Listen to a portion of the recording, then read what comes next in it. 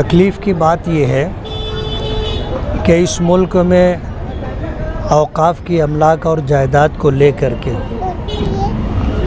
جو وہ اوقاف کے ٹرسٹی اور ذمہ داران تھے انہوں نے اوقاف کی آمدنی کا صحیح مصرف اختیار نہیں کیا۔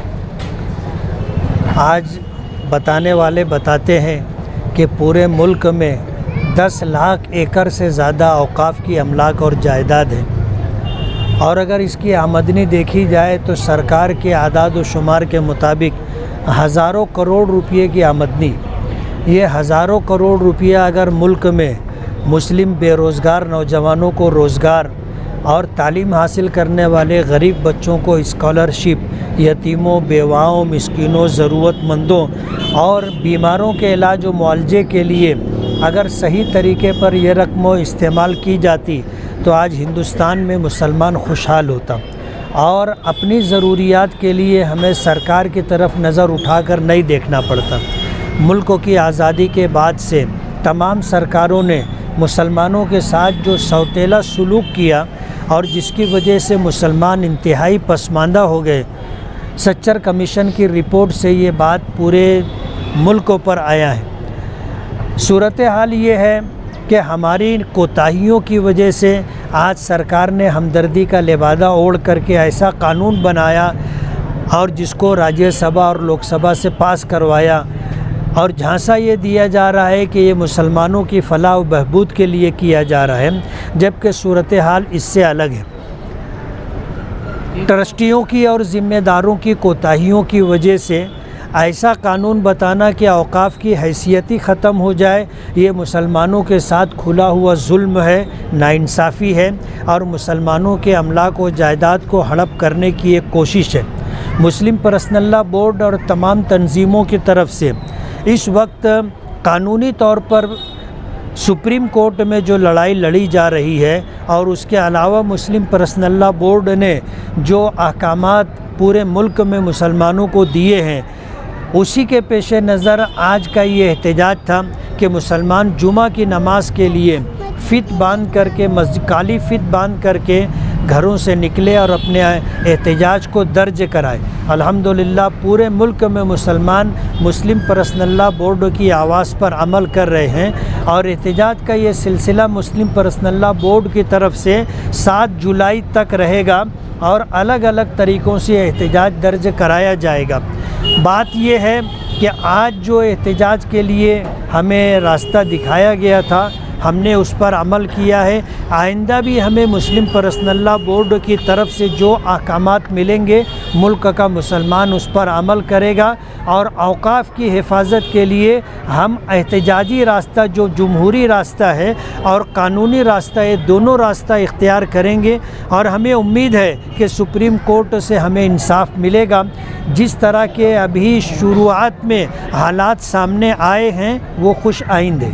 دیکھنے میں یہ آ رہا ہے کہ مصیبت آئی ہے تو کیا اس کے ذمہ دار اوقاف کے ذمہ دار ہے، وہ اس کے وجہ ہے؟ میں بول دیا اس بولے وہ بول دیا۔ دیکھنے میں یہ ہے کہ مسلم پرسنل لاء بورڈ کا اعلان ہوا، لیکن مشترکہ تنظیمیں آج بھی اس پر ایک ساتھ دکھائی نہیں دے رہی۔ ہم نے نماز کے اول اور نماز کے بعد کئی مسجدوں کا الگ الگ جگہوں پر ویژول شوٹ کیا ہے۔ بہت ساری مسجدوں میں ایک بھی فیت لگا کر کوئی نہیں آیا، اس طریقے کی تصویریں بھی سامنے آئی۔ اس سے کیا آپس میں آج بھی اختلاف ہے، یہ ثابت دکھتا ہے کیا؟ نہیں، بات یہ ہے کہ اگر احتجاج کا راستہ اختیار کیا گیا ہے تو اس سلسلے میں ذمہ داروں کو چاہیے کہ سب کو جوڑ کر کے ساتھ میں لے کر کے چلیں۔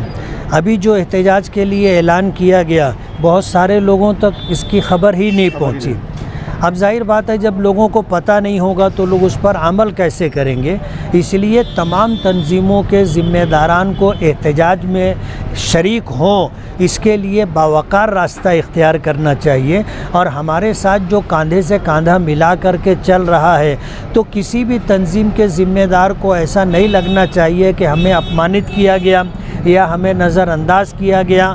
اگر یہ صورتحال رہے گی تو اختلافات رہیں گے۔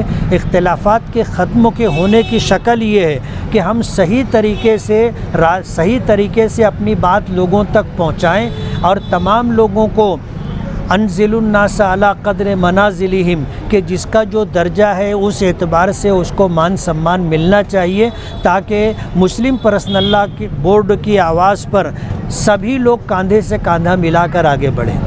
लोग तो इस पर लड़ ही रहे। बहुत सारी जो पार्टियां हैं वो पार्टियों भी मुस्लिम पसल्ला बोर्ड का साथ दे रही है, मुसलमानों की वक्फ जायदाद पे साथ दे रही है। 234 से ज़ायद वोटें उन्होंने खिलाफ में दिए।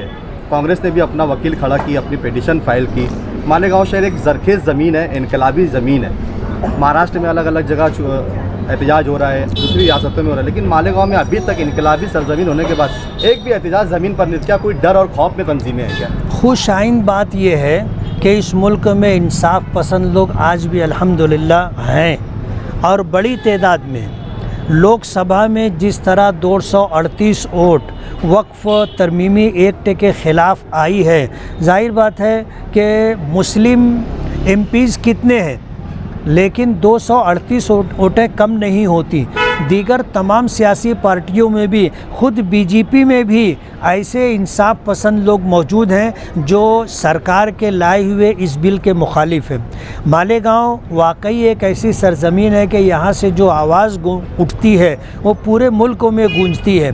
यहाँ पर सही तरीके से लोगों को जोड़ना चाहिए और लोगों को हमनवा बना करके आगे बढ़ना चाहिए। इस बात की कोशिश ज़रूरी है और उस तरीके से कोशिश होती दिखाई नहीं दे रही। मतलब ये माना जा सकता है कि आज भी मतलब यहाँ पर इख्तिलाफ की वजह से ही इनकलाबी सरजमीन पर इनकलाब नहीं हो पाया है। नहीं, मैं इसे इख्तिलाफ नहीं मानता हूँ। मेरा ये मानना है कि एहतजाज के लिए जो तदबीरें इख्तियार करनी चाहिए और जिस तरह कोशिश होनी चाहिए उस दर्जे की कोशिश नहीं हो रही है। आज इस मसले में इख्तिलाफ की कोई बात नहीं है। वक्फ तरमीमी एक्ट को लेकर के मुसलमानों में इत्तेहाद और इत्तेफाक है, चाहे सब तरफ से आवाज़ ना आ रही हो। मसला ये है कि इस्लाम में तमाम इबादतों के लिए इज्तिमाई शक्ल है। नमाज के लिए मस्जिदें हैं, रोज़े के लिए रमज़ान का महीना है, हज की अदायगी के लिए वक्त भी है, जगह भी है, तरीक़ाकार भी मुतय्यन है। तो इस्लाम में इज्तिमाइयत है।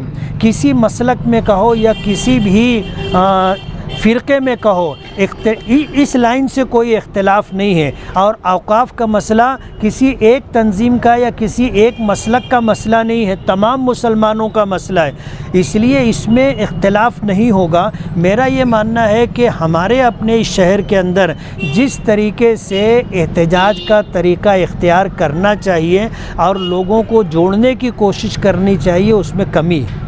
किसको करना? पर्सनल बोर्ड के जो ज़िम्मेदारान हैं उनको इसमें पेशरफ्त करनी चाहिए। वजह उसकी ये है कि अगर कोई और तंजीम का आदमी आगे आएगा तो हो सकता है उसे इख्तिलाफ़ समझा जाए। इसलिए तमाम तंजीमों के ज़िम्मेदारान मुस्लिम पर्सनल बोर्ड की तरफ देख रहे हैं और मुस्लिम पर्सनल बोर्ड के ज़िम्मेदारान को ही कोई ऐसा रास्ता इख्तियार करना चाहिए। दिन से यही बात कही है कि इस मुल्क में औक़ाफ़ के मसले को लेकर मुस्लिम पर्सनल बोर्ड और तमाम दीनी तंजीमों और अकाबिरीन मिल्लत की तरफ से जो गाइडलाइन दी जाएगी उसी पर हमें अमल करना है। हमें अपने तौर पर कोई ऐसा एहतजाजी रास्ता नहीं इख्तियार करना चाहिए कि उस एहतजाज के ताल्लुक़ से किसी को इख्तिलाफ़। मुस्लिम पर्सनल बोर्ड की आवाज़ सब सुनते हैं, सब मानते हैं और उस पर सब मिलजुल करके अमल करेंगे तो इख्तिलाफ़ नहीं दिखेगा।